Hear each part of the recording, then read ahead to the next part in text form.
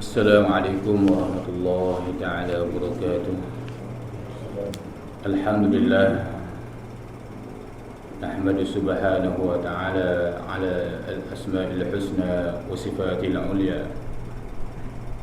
Salatan wa salaman ala ibadihi istafa sallallahu alaihi wasallam alaihim ajma'in. ففهمناها سليمان كلما آتينا حكما وعلما وسخرنا مع دول الجبال سبحا وكلنا فاعلين يا حي يا قيوم يا رب موسى وهارون يا رب إبراهيم يا رب محمد صلى الله عليه أجمعين اللهم ارزقنا فهما وحكمة والعقل وحفظ برحمتك يا رب الراحمين اللهم افتح علينا فتوح العارفين ارزقنا فهم النبيين والعلماء العاملين حفظ المرسلين وإمام المتقين برحمتك يا أرحم الراحمين. Alhamdulillah, syukur kita kepada Allah Subhanahu wa taala kerana kita dipertemukan lagi dan dipanjang lagi umur kita oleh Allah Subhanahu wa taala dalam ibadah, dalam ketaatan kepada Allah. Kita bersyukur kepada Allah kerana Allah memberi lagi kekuatan kepada kita dengan menggerakkan segala anggota jawarih kita ini dalam melaksanakan ibadah kepada Allah Subhanahu wa taala. Alhamdulillah bi ni'matihi tatimmu shalihat. Jadi pada pagi ini kita sambung lagi kita ini qala al-muallif rahimahullahu taala wa nafa'ana bi 'ulumihi wa 'ulumina fid darain ya rabbal alamin. Adapun yang zon akan haramnya itu, maka iaitu seperti harta raja yang zalim, yang tiada adil, yang ghalib hartanya raja itu dapat daripada mencukai akan orang Islam, atau ghalib hartanya raja itu dapat daripada menzalim akan orang atau menzalim akan rakyatnya. Bersalahan jika dapat hartanya itu daripada usaha yang halal, seperti berniaga dengan syaratnya, atau dapat daripada perbendahan dan barang sebagainya, maka iaitu halal. Qala musannifu rahimahullahu ta'ala. Masalah kata Imam Ghazali dalam kitab Minhajul Abidin.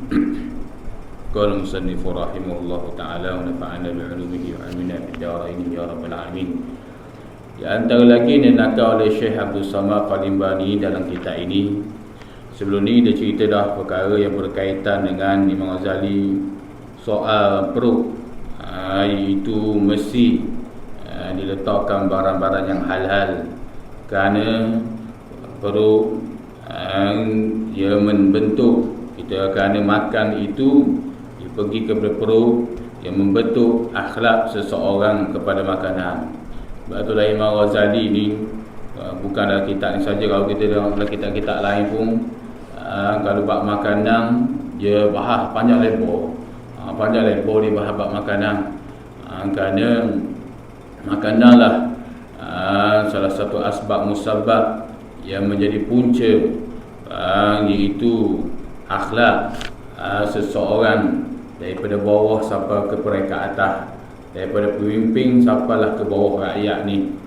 Dia akan berubah, iaitu kalaulah seorang tu makan perkara yang baik, yang halal, yang diredai, maka daripada atas sampai ke bawah dia akan jadi molek. Kerana kesan daripada makanan ni memanglah Imam Ghazali jaga sungguh. Imam Ghazali jaga sungguh. Bahkan Imam Al-Syafi'i rahimahullahu ta'ala pun berpesan kepada penuntut ilmu, iaitu supaya orang itu yang cerdik pada akal dia, cerdik maknanya berpandu pada Al-Quran dan hadis, maka salah satunya punca dia kena jaga makanan. Jadi di antara Imam Al-Ghazali itu Syekh Abdul Samad Al-Limbani dinakal, iaitu perkara-perkara yang halal, perkara yang berkaitan dengan perut ni. Itulah cerita dah berkaitan dengan perkara yang yakin diketahui halalnya, iaitu setengah daripada diambil daripada kapal harbi, dan begitu juga diambil dengan iaitu dengan perpendan dan sebagainya yang kita telah bahas dah. Lepas tu dicerita pula ada pun yang yakin diketahui haramnya seperti jelas daging babi, tu anjing dan binatang sebagainya, bangkai dan sebagainya. Dan dibuat mari pula ada pun yang zon akan haramnya itu, maka iaitu seperti harta raja yang zalim, yang tiada adil dan yang ghalib. Jadi salah satu yang zon akan haramnya, yang ada syok, ada orang panggil zon terhadap hak itu akan haramnya itu, iaitu raja dalam kitab-kitab ni dan pemimpin lah. Raja yakni pemimpin. Dah kira kalau dia jadi pembesar negara, iaitu dikatakan sultan yakni pemimpin. Tu dia sebut pemimpin, dia raja di sini, iaitu a'immah dan sultan. Dia raja dan begitu juga raja maksudnya pemimpin juga. Tu. Jadi yang zon haramnya itu iaitu yang tiada adil, yang ghalib hartanya. Jadi yang orang panggil dia zalim, yang tiada adil pada kebiasaannya itu, hartanya raja itu seperti mana? Seperti dia mencukai akan orang Islam. Tu. Sebab itulah dari dulu lagi Islam dah meletak dah hak-hak. Maknanya bahan-bahan cukai ni dia ada hak-hak dia. Tak boleh. Dari dulu lagi. Sebab itulah Syekh Daud Fatani di dalam kitab Musalli dia belakang pun dia bahas pemimpin, bahasa pemimpin dan kitab-kitab yang lain lagi. Ataupun Syekh Izzuddin Abdul Salam setelah dia belajar dalam usia yang tua, hal keadaan dia pandai, lalu bila dia sudah menjadi hebat, ya ulama di syuja', ulama yang sangat berani, di Syekh Izzuddin Abdul Salam, dia pergi kepada pemimpin. Dia pergi pemimpin, bila hak tak betul dia tegur selalu. Ini Syekh Izzuddin Abdul Salam, kalau kita boleh baca sejarah dia, hebat dia Syekh Izzuddin Abdul Salam ni, dia terang selalu. Kerana dia mengetahui barang-barang cukai ni yang melampau tak boleh. Kerana salah satu jatuh iaitu sesebuah negara itu yang tidak ada keberkatan cukai yang melampau. Cukai, kalau sebuah negara itu tidak ada cukai tidak ada cukai langsung, itu lebih afdal kalau pandangan Imam Syekh Abdul Salam. Ini kadang-kadang cukai terlampau, sehingga lambat bayar pun diganda lagi. Cukai kadang-kadang lambat bayar sikit, diganda 2 kali ganda kadang-kadang. Itu tidak boleh. Dalam Islam bila seseorang itu lambat bayar dalam tak melebihi sebulan, dia disuruhi amaran begini-begini. Itu di antaranya. Tetapi memanglah di sana dalam perundangan negara, disebabkan manusia kadang-kadang tidak bertanggungjawab, di sana dia ada ketetapan syarat-syarat. Itu tak ada masalah. Syarat awak kalau awak berhutang ni, awak kena syaratnya begini-begini. Itu tak ada masalah. Syarat perkara mensyarat supaya menjadi aslah sebuah negara itu, tak ada masalah. Tetapi Islam larang kalau mencukai itu yang melampau, lampau sangat, ataupun lebih afdal lagi tidak ada cukai. Ataupun dalam perbahasan yang lain lagi, dalam kitab-kitab perundangan Islam, cukai hanya kepada orang tertentu dan melihat atas kemampuan seseorang. Nak cukai pada pemimpin, nak cukai kepada seseorang siapa saja, maka dia kena tengok atas kemampuan seseorang itu. Kemampuan dia macam mana. Bukan maknanya bila cukai sama belaka. Kalau kita kata cukai dia 100, maka sama je, orang senang orang susah pun sama belaka cukai. Ini maknanya bukan adil. Bukan adil. Tu adil bukan maknanya sama rata, tetapi adil itu ialah wad'u syai' fi mahalli, letak sesuatu pada tempatnya.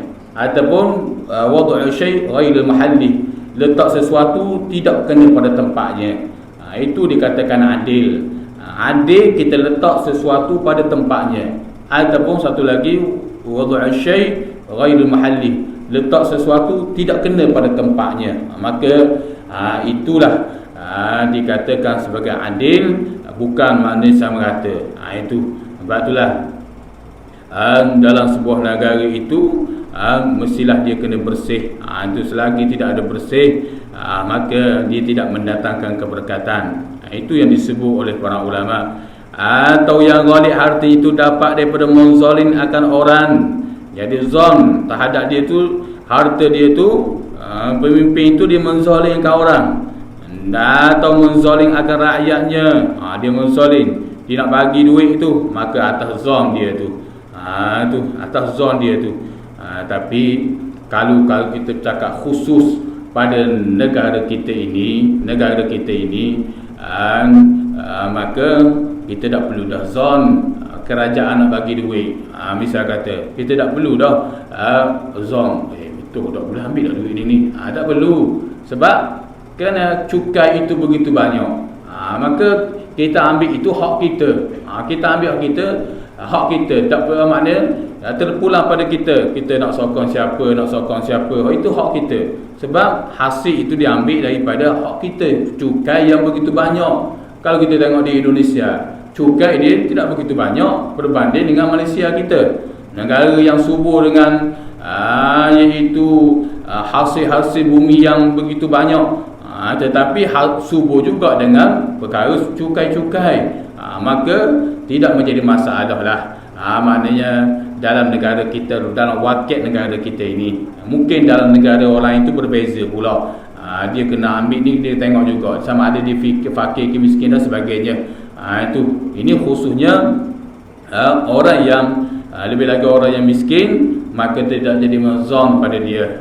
Tak boleh, walaupun seorang pemimpin itu membagi syarat kepada dia, saya bagi pada awak sesuatu ni, maka wajib awak kena beri mandat kepada saya dan sebagainya. Tak boleh ikut syarat itu, kerana perkara itu sebab apa? Sebab dibahaskan oleh para ulama, kerana hasil itu bukan hasil duit dia sendiri, tapi diambil daripada iaitu hasil rakyat itu sendiri. Cukai-cukai begitu banyak. Itu di antaranya disebut oleh para ulama lah dalam perbahasan berkaitan dengan perundangan hak Islam yang sebenar. Itu di antaranya.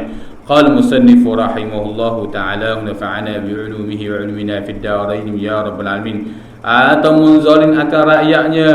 Dia zalim rakyatnya. Dia zalim rakyatnya, dia rapah, dia pun bagi. Tak boleh. Ada pun kalau hak jelas hak tu hak kerajaan itu lain. Macam dipaham contohnya kerajaan rampas. Semula kerajaan rampas ambil tanah yang ditanam durian musangking, yang penempatan haram ni kerajaan ambil, lalu dijual durian murah-murah tu dengan harga yang berpatutan gini. Maka hak tu tidak menzalimi, kerana yang melampau. Itu di antaranya. Tapi sebaliknya pula, hari ini kita lihat hak apa yang dirampas, tanah perusahaan musangking di Pahang itu, zaman sekarang ni dikembali balik. Jadi baik itulah perundangan negara ini sentiasa berubah. Hari ini begini, hari ini begini. Maka panggil, kerana tidak orang panggil ketetapan Islam itu tidak jelas. Sehingga bila mari satu pemerintah lain pula jelas, serah balik. Hak dulu ambil, hak ni serah balik. Jadi sebab itulah perkara ini tidak sayugia, tidak sepatutnya berlaku. Adapun kalau diambil daripada rakyat tu, cara yang maknanya bukan menzalim, tapi pada zahir itu nampak zalim.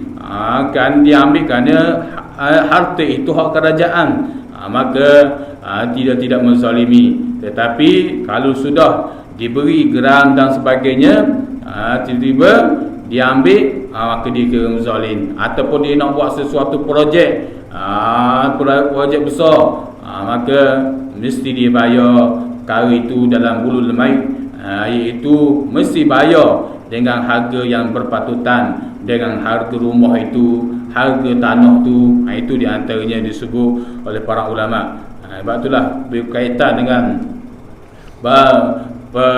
kerajaan dan dengan wataniyah, dengan tanah itu sangat dekat perbahasan para ulama bahas. Ulama bahas sangat dekat kerana di sana akan ada iaitu di sana ada pemimpin yang jujur, ada pemimpin yang tidak jujur. Ada yang molek, ada yang tidak molek. Sebab itulah para ulama, kalaulah manusia seorang pemimpin berpandu kepada kitab-kitab para ulama yang mu'tabar terdahulu, maka dia tidak akan menzalimi, dia akan cermat berkaitan dengan memimpin sebuah negara itu.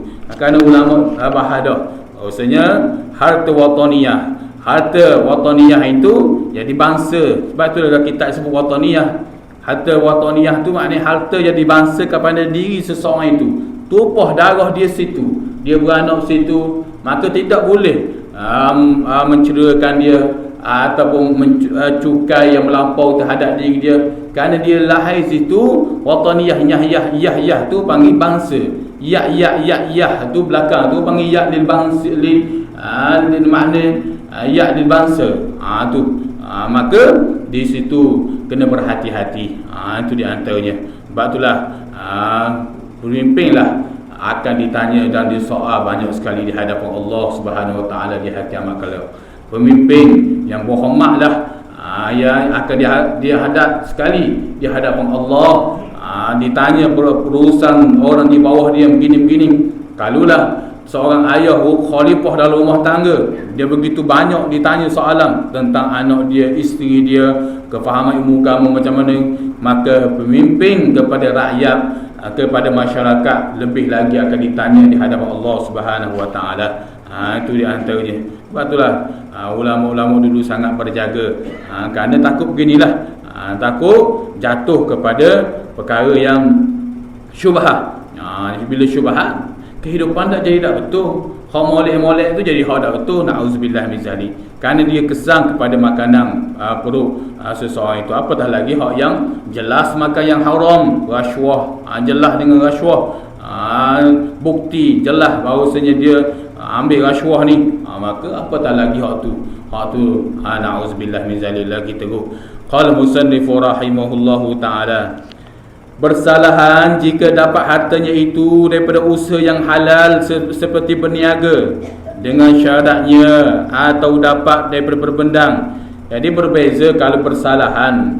Maknanya kalau pemimpin raja itu dia bersalahan jika harta itu di usaha yang halal, seperti mana dia berniaga dengan dia meletakkan syarat dia. Syarat dia beri contoh dia kata ataupun kerajaan itu dibagi tanah kerajaan itu sendiri. Dia kata ambillah awak berbendang ke, awak bertanam ke, hasil ambil awak separuh, saya separuh. Maka hasil hak separuh dia ambil tu dia bagi kepada orang lain pula.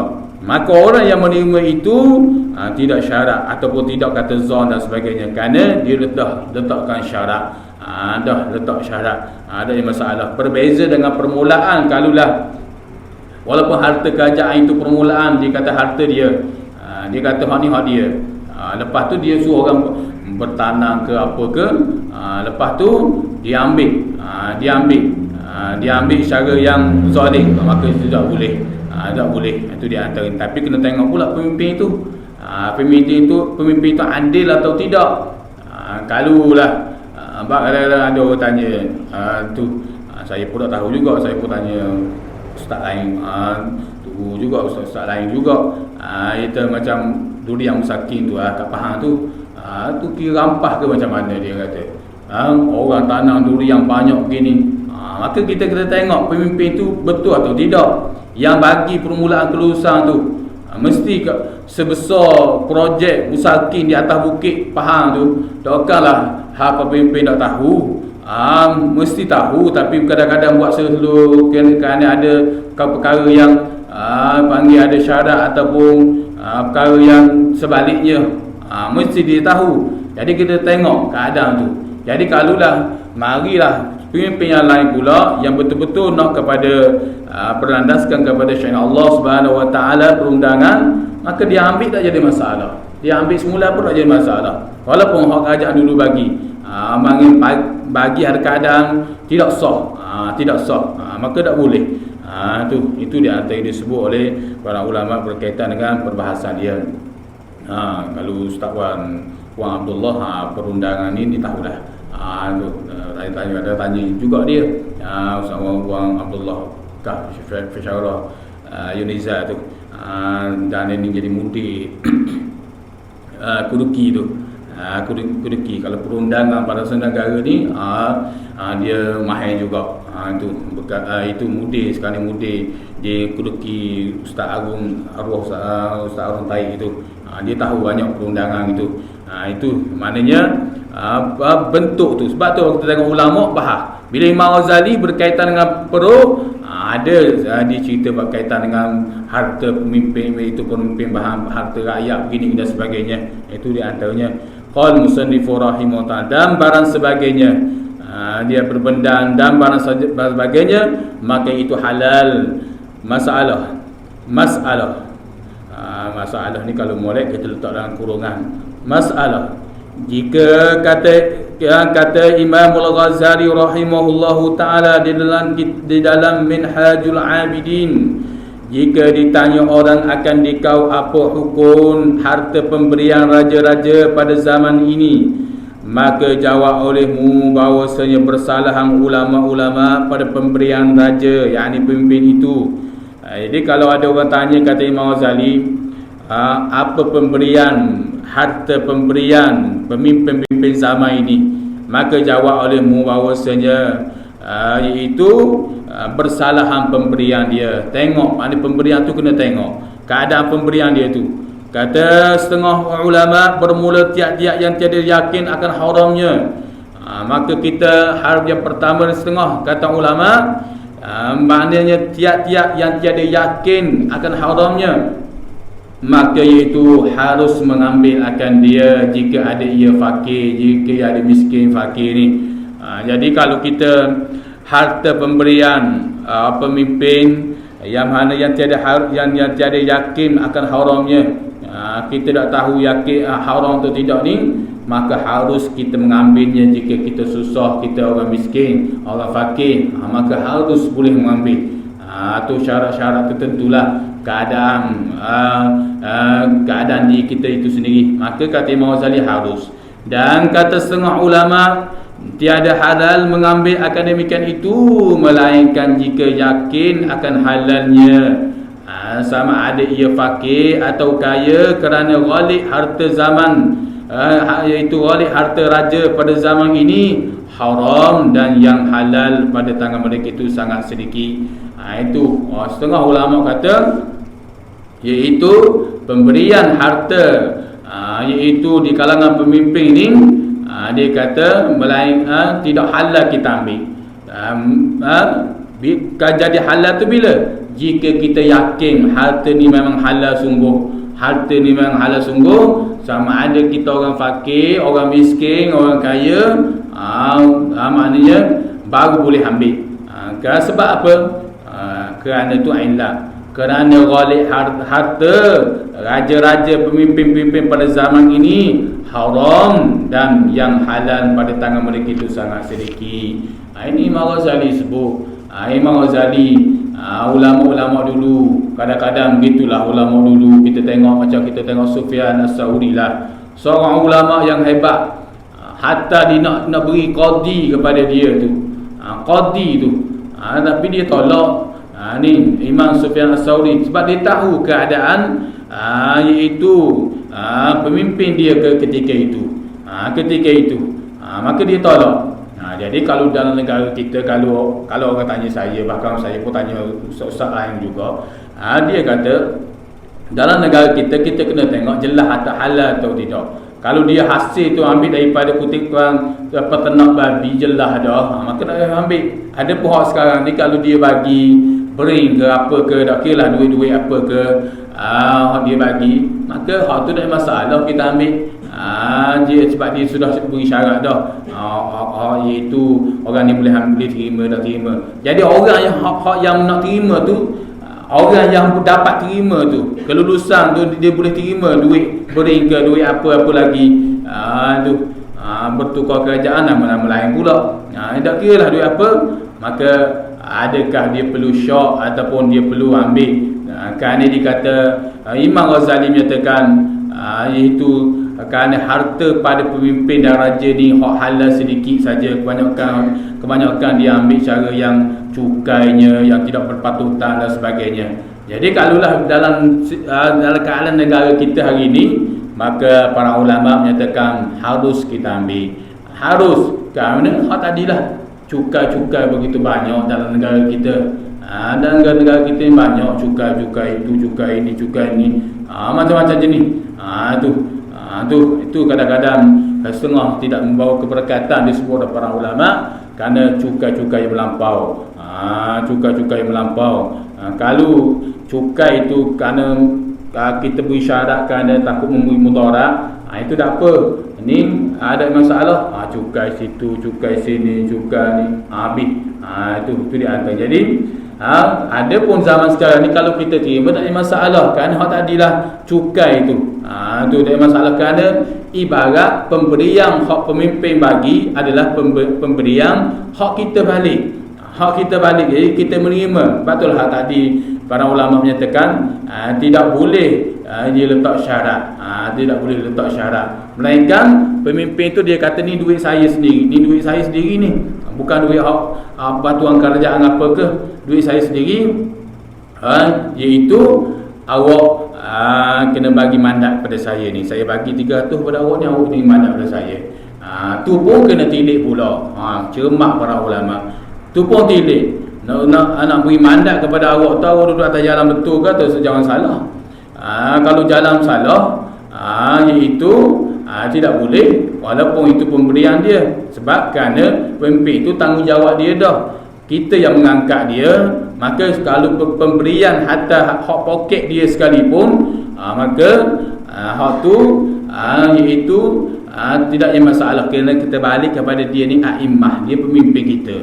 Kita yang mengangkat dia. Dia jadi pemimpin ni sebab kita yang angkat dia. Jadi soal dia nak suruh kita bagi mandat kepada dia dan sebagainya, maka kita tengok jalan betul ke jalan salah. Kalau jalan salah, itu satu pandangan. Satu pandangan ulama kata lagi, kalau kita tahu dah kita nak beri suatu mandat kepada dia ni, bahawasanya jalan dia ni tak betul. Jalan dia tak betul, maka kita tolak selalu duit dia. Kita kata tak apalah, tak apa. Kita tolak selalu. Satu pandangan ulama kata, betul. Jadi ulama mengambil hak yang pertama tadi. Hak pertama tadi macam mana? Apa pemberian dia bagi, ambil. Maka tengok keadaan dia ni, dia atas jalan mana? Jalan betul ataupun jalan salah.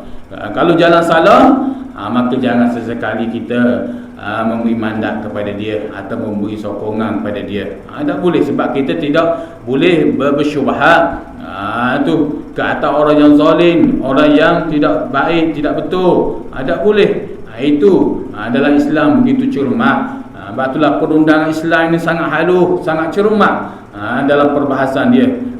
Tetapi kadang-kadang manusia ni pandai bin telajak, pandai sungguh, pandai telajak, menyebabkan perundangan Islam dia buat barang. Al-Quran dan hadis dia tidak berpandu. Pandangan para ulama dia tak layang, dia wasa akal dia. Dia wasa perundangan dia ni saja hak comel, hak molek. Itu di antaranya. Memanglah ada perkara-perkara yang perlu kita ikut perundangan manusia ni. Tu macam nak pergi Mekah kena ada visa, kena ada pasport. Tu perundangan manusia. Hak tu manusia buat tu tetap dah tu. Tak ada dalam Al-Quran, dalam hadis tak ada hak begitu. Tapi hak baik, hak molek, maknanya tidak memberi kemaksiatan dan sebagainya. Ada syarat dia. Itu tak apa, hak kita ikut. Ni hak kadang-kadang bertentangan antara hak yang jelas, hak berkaitan dengan hak Islam dengan perundangan manusia. Sedangkan kalau perundangan manusia itu lebih adil, lebih jelas, lebih baik, lebih bagus, lebih cermat, tapi dia ambil perundangan manusia juga, dia tak pakai, dia berasa akal dia tu lebih bijak. Itu tidak sayugia. Betul para ulama cermat dalam soal pemimpin ini. Tu bahak tadilah pemimpin akan ditanya, akan disoal di hadapan Allah, tidak akan berganjak sama sekali kaki dia. Kata dunia bolehlah kona situ, kona sini, kona sini, kona situ. Orang katanya begini, orang tanya janji macam mana, begini, kona situ, kona sini. Bolehlah atas dunia. Tu ada pula kadang-kadang setengah tu kerana masalah strategi politik, gini. Duk nipu manusia, duk nipu orang bawah, akan dihadap di hadapan Allah Subhanahu Wa Taala. Allah Taala tidak akan lepas. Allah Taala tidak akan lepas janji Allah jelas dalam Al-Quran. Allah menyatakan iaitu orang-orang yang zalim, lebih lagi dia tu seorang pemimpin, Allah Subhanahu Wa Taala tidak sama sekali lepas mereka itu. Allah mengingat mereka itu, tetapi mereka lupa akan Allah. Mereka tidak ingat Allah, Allah ingat dia. Allah ingat bahawasanya perbuatan dia tu tidak pandai zalim, tetapi dia lupa akan perbuatan dia tu. Lalu Allah Subhanahu Wa Taala akan bertanya di hari kiamat kelak ni, pada hari sekian-sekian, tempat sekian-sekian, negara sekian-sekian ni, pada orang gini, Allah Subhanahu Wa Taala akan bersoal. Nauzubillah min zalik. Ini bahaya. Itu di antaranya. Sebab itulah Sayyidina Umar ketika dia naik khalifah, dia bentang selalu. Dia kata inni dhaif, sesungguhnya aku lemah. Jika aku salah, tegurlah aku. Dan jika aku benar, ikutlah aku. Dia bagi tahu selalu Sayyidina Umar. Tu dia tahu, dia orang yang rapat dengan Rasulullah, dia tahu bahawasanya ancaman azab Allah kepada pemimpin sangat berat sekali. Sayyidina Umar diikuti pula para sahabat-sahabat yang lain ataupun pemimpin sejarah Islam yang lain. Kita tengok apa mereka keluar daripada mulut mereka. Mereka suruh manusia ni, rakyat mereka ni beritahu kebenaran jika kebenaran itu jelas. Mereka suruh bagi tahu kebatilan jika kebatilan itu jelas. Tak ada beri amaran, kalau mu tegur aku jaga, aku letak dalam penjara misalnya kata. Tak ada beri amaran begitu. Menakut-nakutkan sehingga kebenaran itu terpadam. Na'udzubillah min zalik. Disebabkan kadang-kadang bukan negara Malaysia saja, bahkan negara-negara lain. Kita tengok di Mesir misalnya kata, bila berkaitan dengan sesuatu pemimpin, mana ada orang munyi, tak berani. Kami cakap baik ilmu tak apa, cakap baik ilmu. Bila cakap saja soal tu akan kena. Mekah gitu juga, Saudi, Raja Salman, begitu juga. Ada para ulama naik baca khutbah, tegur sedikit pemimpin, duduk dalam penjara. Jahat lagi, duduk dalam penjara, hilang senyap gitu saja. Tak tahu panggil proses perundangan macam mana, dia akan dipenjara atau ditahan dan sebagainya. Tahu-tahu duduk penjara, lalu sak senyap gitu saja, matilah jawapan dia. Itu kerana mereka ni takut kepada kebenaran, mereka lebih rela kepada nafsu mereka, maka mereka sanggup itu tutup mulut-mulut. Sebab itulah para ulama jaga perkara begini. Tu soal pemimpin perbahasan panjang. Sebab itulah kalau silap, kalau orang kata dalam kitab-kitab cerita bab ibadah saja, bab ibadah furuk, betul dah bab ibadah furuk. Tapi para ulama kita tak lihat kitab-kitab yang lain. Ulama Nusantara seperti mana Syekh Abdul Samad, Syekh Daud Fatani dan sebagainya, mereka bahas soal pemimpin kerana kaitan politik dengan Islam itu, dengan agama itu sama sekali tidak boleh dipisahkan. Jadi mari orang ini tambah soal agama lah, politik tak boleh. Sedangkan dia berkait rapat, ibarat menyapuh dengan batam menyapuh. Begitu politik dengan agama, itu di antaranya. Qala musannif rahimahullah taala. Sebab tu dia kata harta pada zaman ini sangat sedikit, halal ada daripada pemimpin, daripada raja ni sangat sedikit, kata para ulama. Qala musannif rahimahullah taala. Dan kata setengah ulama bahawasanya pemberian raja itu halal bagi orang yang kaya dan orang fakir apabila tiada yakin akan haramnya. dan dosa itu atas orang yang memberi pula yang akhir itu pada muktamad Syekhuna al-alim al-allamah al-amili bi'ilmihi Maulana Syekh Muhammad bin Sulaiman Kurdi al-Madani mufti fil Madinatul Munawwarah. Itu ni satu pandangan pula. Setengah ulama kata pemberian pemimpin, raja pemberian harta RM2 kepada orang tu halal berlaku. Orang kaya pun halal, orang miskin pun halal. Bila tu? Apabila tiada yakin akan haramnya. Kita tak yakin, tak jelas haram ke apa ni, maka boleh ambil, tak ada masalah. Tu dan hanya dosa itu atas orang yang memberi pula pada yang akhir itu. Jadi hak dosanya atas pemberian orang yang bagi tu. Boleh juga nak pakai pendapat ni pun. Tu maknanya kita sebagai rakyat ni, kita ada masa kita nak mikir masalah pemberian di kalangan pemimpin-pemimpin ni. Kadang-kadang kita jadi kadang nak mikir banyak benda lain lagi kita nak mikir. Maka setiap pemberian dia bagi tu orang kaya, orang miskin boleh ambil. Tu kalau tidak beri ketetapan apa-apalah, tidak beri syarat-syarat apa-apa, dia kata saya nak bagi belaka orang kaya ke orang miskin ke, saya nak bagi belaka harta saya ni, maka boleh ambil. Sebab apa? Sebab dia kata hanya dosa tu kalau sekiranya harta itu harta yang haram, maka hanya saja harta itu dosa di atas orang yang memberi. Pemimpin yang dosa. Dia ambil sumber daripada mana? Dia ambil sumber daripada haram, dialah yang tanggung. Tu maknanya tak perlulah kita cek macam orang bagi pada kita suatu pemberian. Kita berkata awak ni ambil mana? Dia bagi buah kepada kita, awak ambil mana? Awak curi ke? Saya belilah. Beli mana? Beli kedai tu lah. Kedai tu susah betul ke tak? Kedai tu Islam ke tak? Islam lah. Semayang ke tak? Dia semayang. Semayang di awal waktu ke tak? Di awal waktu lah. Di awal waktu lah. Dah tutup aurat ke tak? Tak lalu gitu. Apa berpanjangan macam zaman Nabi Musa lah. Nabi Musa kata sembelih lembu. Dia tanya pula Nabi, tu masuk pada banyak tanya pula. Nabi Musa kata sembelih lembu. Dia kata lembu besar mana? Lembu hak kuning. Nabi Musa kata kuning-kuning sikit kokoh, kuning cerah gitu. Lepas tu iaitu gemuk ke tak? Nabi Musa tak gemuk lah. Lepas tu tepat mana? Ada banyak tanya Nabi Musa AS. Tu tak boleh hak begitu. Jadi banyak perkara tak boleh. Jadi hak yang memberi itulah yang tanggungjawab.